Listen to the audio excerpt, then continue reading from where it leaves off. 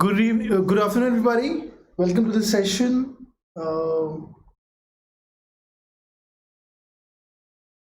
Let's talk about our analytical RCs. Let's try and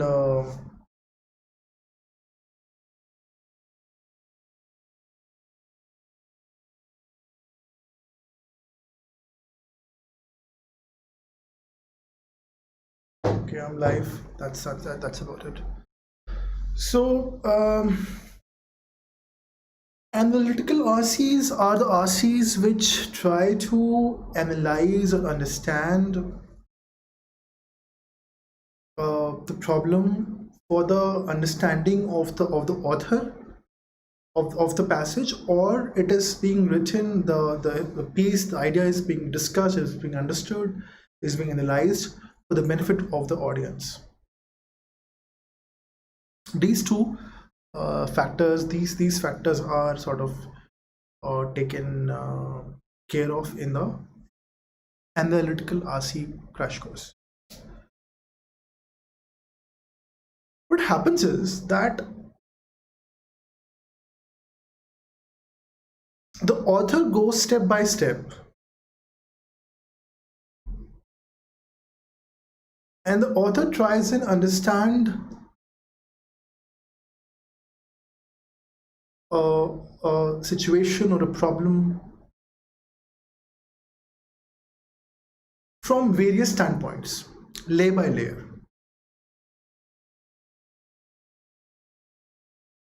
And then gradually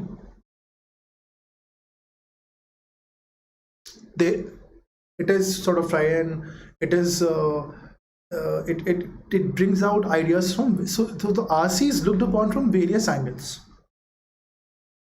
Okay, let's go further. Let's discuss. Yeah, so my name is Anupam. I have more than 3,100 hours of CAT training experience under my belt, and I've trained more than 3,500 students for CAT.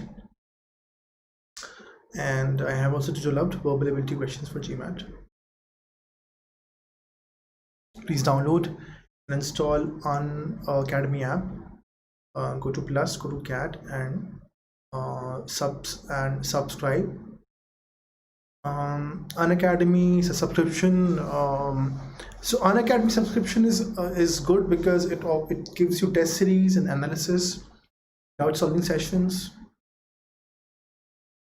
It also gives you a lot of ability to solve a lot of questions, because there are so many sectional tests, topic wise test, mock test, and then there are a lot of things which are free on the app also, for which you need not pay anything, and those are the free special live classes which take place. And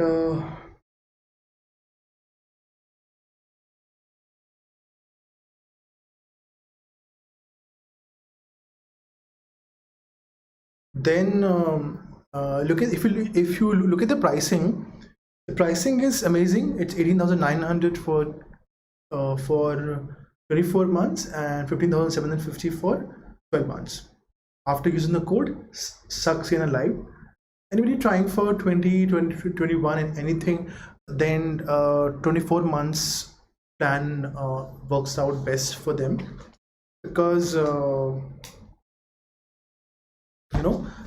because they will be writing their CAT in 20 to 21 next year, and then till May, June, the results will come out. So a span of 18, almost 18 months is required. So I think anything more than 12 months plan works out best for them. And for those who are trying for writing for 2020, then anything like 12 months or 6 months makes sense, I think. Please utilize this and use the code Saxena Live to get 10% discount.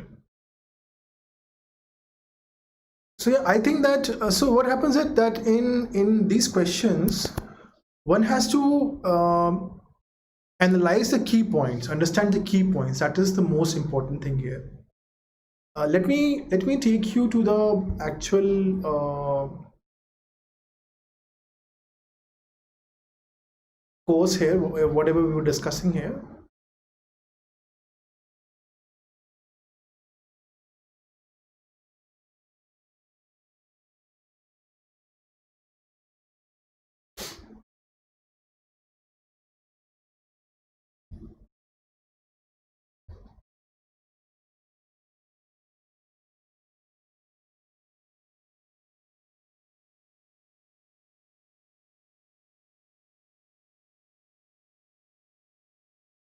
So this is a ZAD question paper. I picked up one RC from here for you people.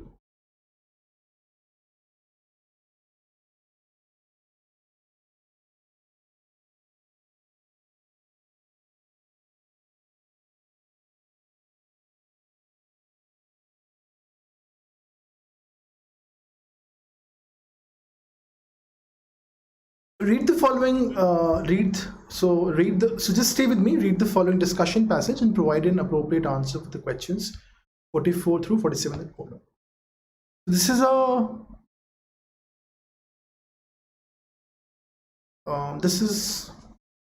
a passage wherein we will try and solve the questions. One of the several features of Toyota production system that have been widely studied, most important is the mode of governance of the shop floor at Toyota.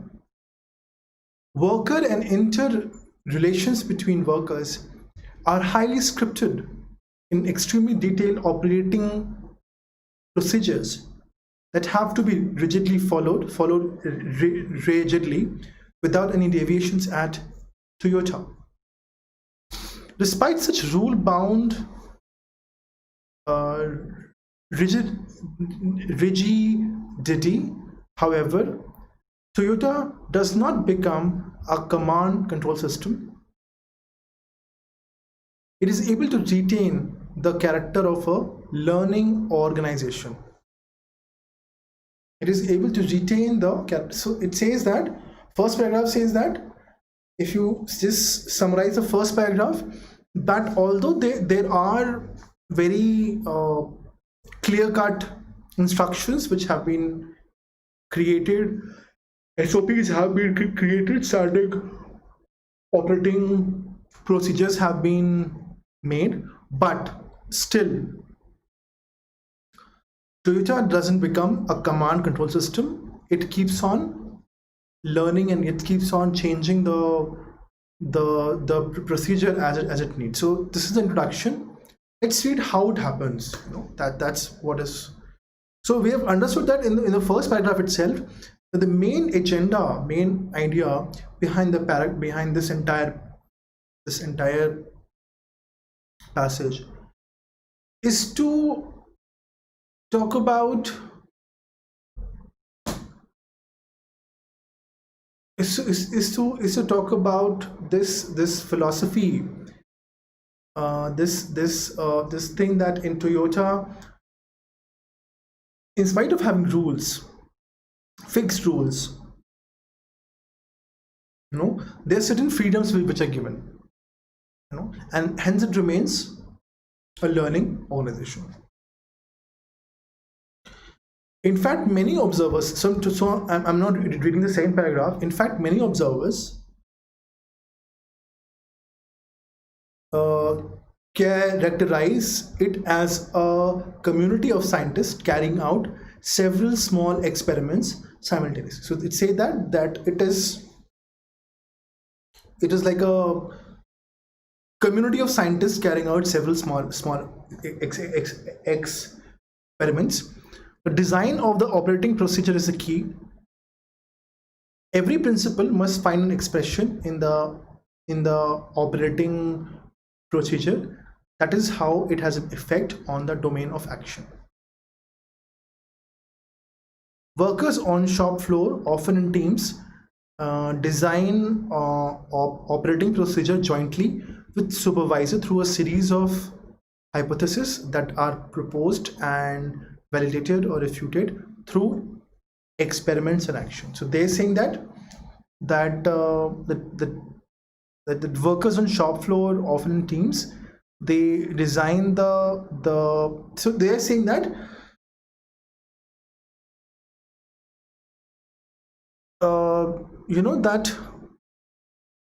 that workers who are in the assembly line, when they're making the cars, when they're manufacturing the cars, when they're making, or they're in part of, they're making the parts, something of that's what they're doing. So they design the procedure locally at the shop level. So what happens that in the field of mechanical engineering, they call it shop or floor, basically. So jointly with the supervisor, through a series of hypotheses that are proposed and validated or refuted. So these procedures, these small experiments, they continue happening. They are proposed, validated, or refuted through experiments and action. The rigid and detailed operating procedure is a specification throws up problems of the very minute kind. So it says that rigid and detailed operating procedure throws up problems of very minute kind, while its resolution leads to a framing of the procedure and a specification. So basically what happens that if we completely follow whatever is given in the rule book, that will not work out. So what one has to do, one has to make some small changes. This intertemporal change of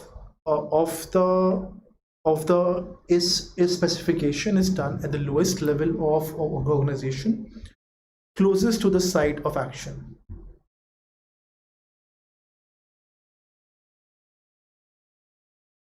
They say that these changes, these flexibility is done at the lowest level of organization, closest to the site of action.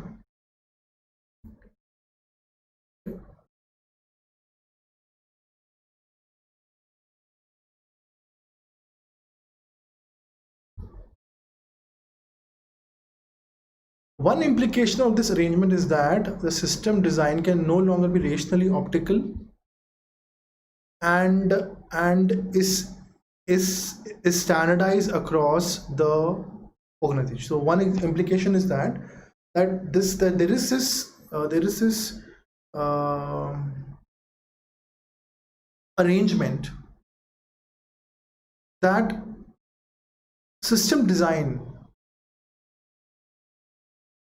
cannot be common for every team, for every team, basically. So it is common to find different work norms in, so it is very, very common that people who are working in shop floors or in assembly lines, which are one after the other, they are just one after the other, they have different rules, basically. Design of the coordinating process that essentially imposes a discipline that is required in the large scale complex manufacturing system is therefore customized to variations in man-machine context of the site of action. It evolves through numerous points of negotiation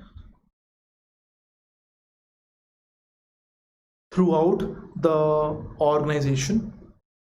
It implies then, with the higher level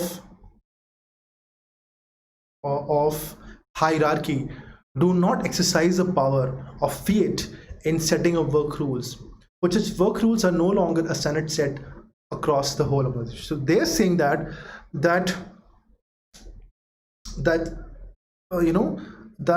since since the manufacturing at such a big level, it's a very complex problem. It can be, it has to be understood at the local level, and rules have to be made at the local level, basically. So there are numerous points at which some sort of negotiations, some sort of changes have to happen. Okay, and the people who are at the highest level, they are basically people the senior managers or general managers or the CEO or CTO. They do not exercise the power in setting work rules. Okay?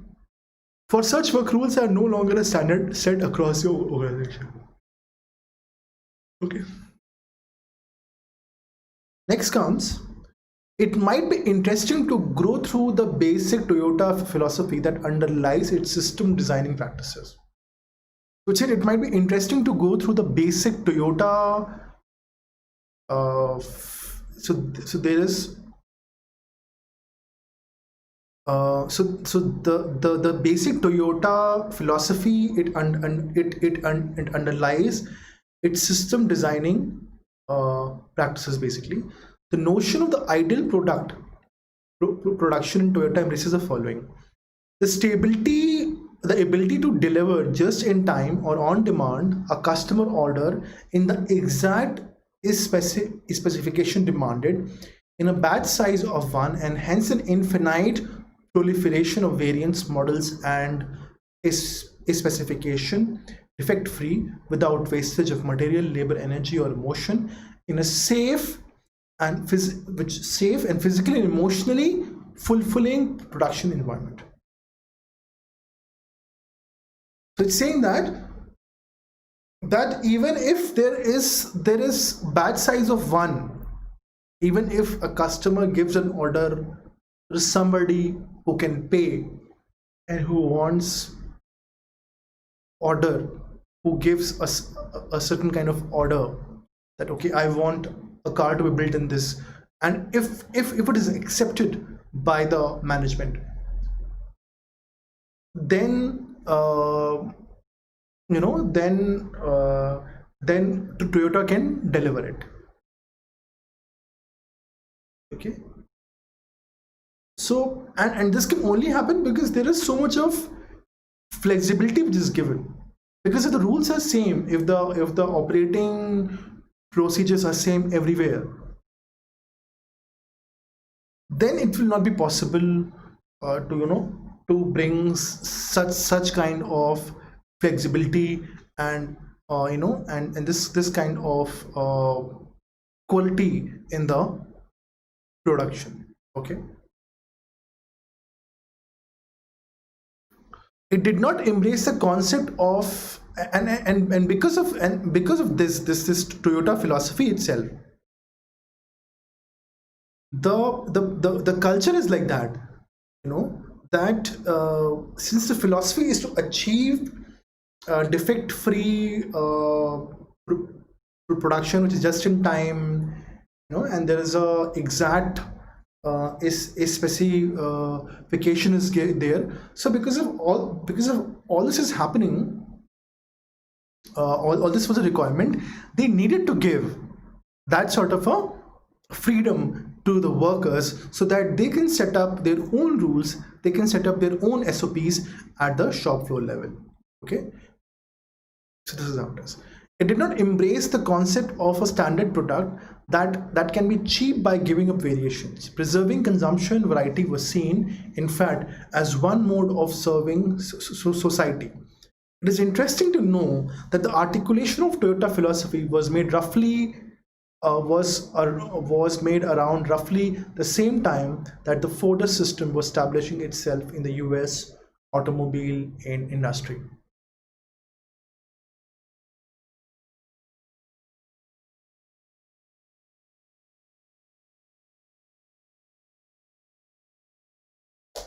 Okay. Let's see the questions. What can be best defended as the asset which Toyota model of production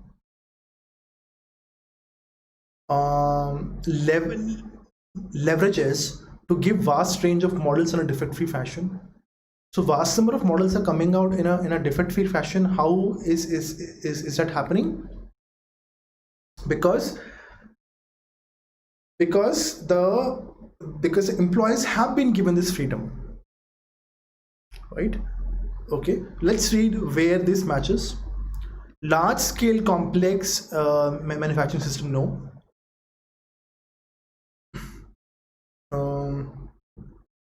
B, intellectual capital of the company's management, no. Loans taken by the company from banks, this was never said. Ability of workers to evolve solutions to problems.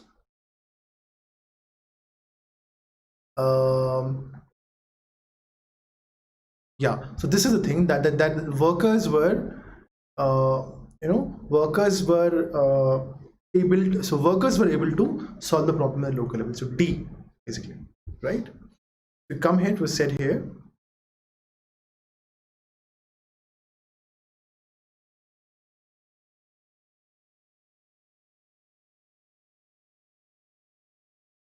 Read here, workers on the shop floor often in teams design the operating procedure jointly with the supervisor through a series of hypotheses that are proposed and validated or refuted through experiments and action.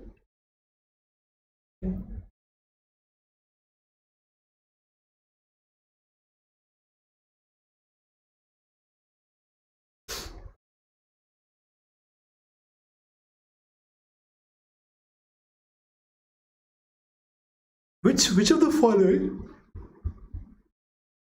can be best described as a precondition for the Toyota type of production system to work? Which of the following can be best described as a precondition for the Toyota type of so what is the precondition? One is that management should be ready and the culture should be ready.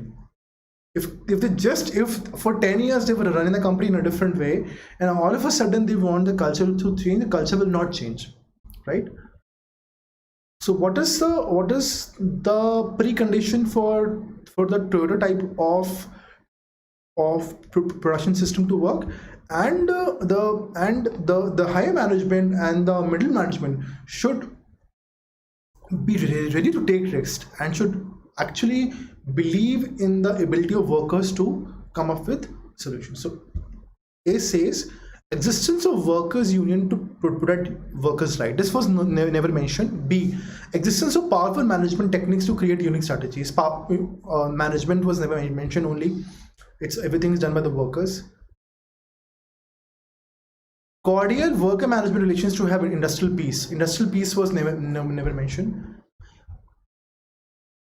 Higher management's involvement towards problems identified by workers. So they have said that problems of the workers itself are solving. They're talking to the supervisor and they're solving the problems. E, management's faith in workers' abilities to solve problems in a rigorous manner.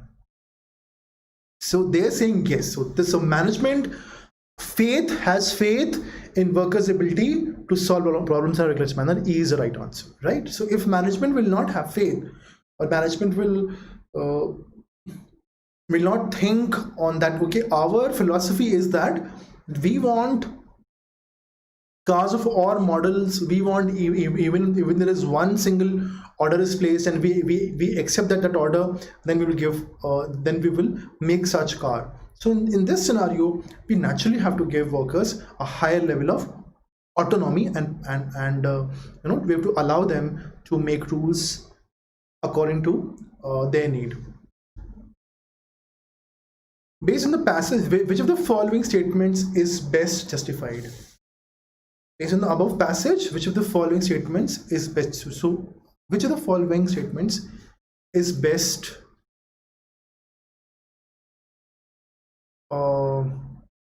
justified based on the above passage?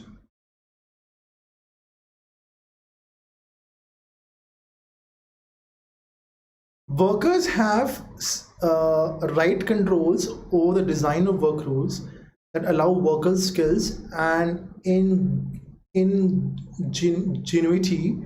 to continuously search for novel micro solutions using information that often sticks to the local micro context of the work. So workers have control rights over the design of work rules, correct? They allow workers' skills and ingenuity to continuously search for novel micro solutions that using information that often sticks to the local text. So this is a fine thing. This is what they're saying. This is what they were saying, that A is the right answer. In fact, we need not read B, C, D, E now. Workers have the right to design local level work rules, and they will make such they'll come up with such solutions, right? Such that that solutions can bring out good results wherever they are working, right? So this rule which is made for, say, shop floor number A, number 1, will not work in the shop floor number 2, because these setups have been created for this very shop floor, right? Okay. Managers have significant control rights were nowhere mentioned. So just by reading one line, you can say it's wrong. Work rule enables worker to report problems faced at shop floor level to a specialized personnel. No, specialized personnel was never mentioned. Toyota as an organization has extensive networks with different specialists.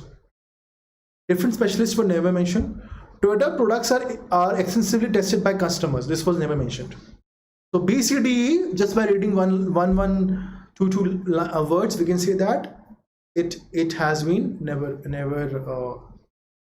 said.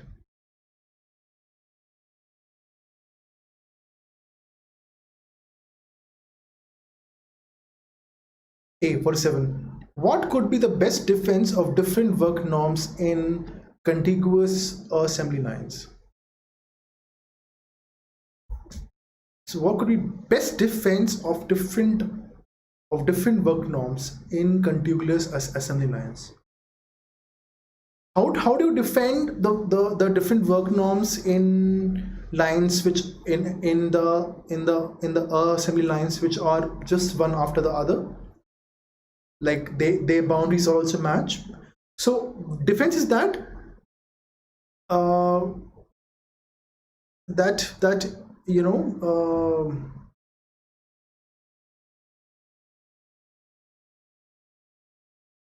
that if they will not allow workers to solve their problems locally, if they will not allow people to create a standard operating procedure, then they will never be able to achieve whatever they are achieving in terms of quality, in terms of the kind of quality and the kind of the output and the kind of productivity which is being seen from the workers' standpoint. Without such variations allowed, rights of managers, this was nowhere mentioned. Proscribing means to stop something, to ban something, but it is prescribing. So there's a spelling mistake here. It should be prescribing. Prescribing is standardized work norms would prevent Toyota from benefiting from workers' problem solving ability in resolving different kinds of problems that emerge, thus making it difficult to attain Toyota philosophy. So they are saying that work norms, if they were standard or common in nature, then it would not have benefited workers, and it would not have, and they would not have come with solution of various kinds of problems. thus making it difficult to attain the Toyota philosophy. So that is the answer, right? So if they made same rules for everybody, then the problems which they were able to solve at the local level, at the local when I'm saying local, I mean the shop level, that in this part of the assembly line there are different problems, there are different things which are happening. Okay, dynamics are different, the talent of the people, that is different, you know. Maybe the shift timing is also different, maybe the way they manage, and maybe there's some women in the team, maybe there's some language barrier somewhere also, you know. Say there's a mechanism in which they have also sort of accommodated that say somebody is on a sick leave, so how will they manage the workload? Or say somebody has gone on a long leave, right? Okay, or if there are new people who are entering into the, you know, into the team, how will we continue working, and how will we continue training them also at the same time, right?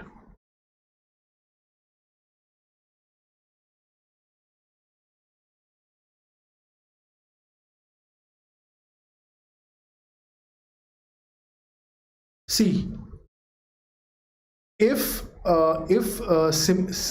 similarities were imposed, rights of the workers to experiment with work rules, this was never said, right? It was not work rules, it was about the standard operating procedures. How do you operate? So rights of workers to experiment, this was never said. He says the standardization of work rules is only justified when investments in plants are huge and are huge. So this was nowhere mentioned. Investments were nowhere mentioned. So again, this is not correct. He says with is standardization of the process, rights of workers and design of work rules made sense.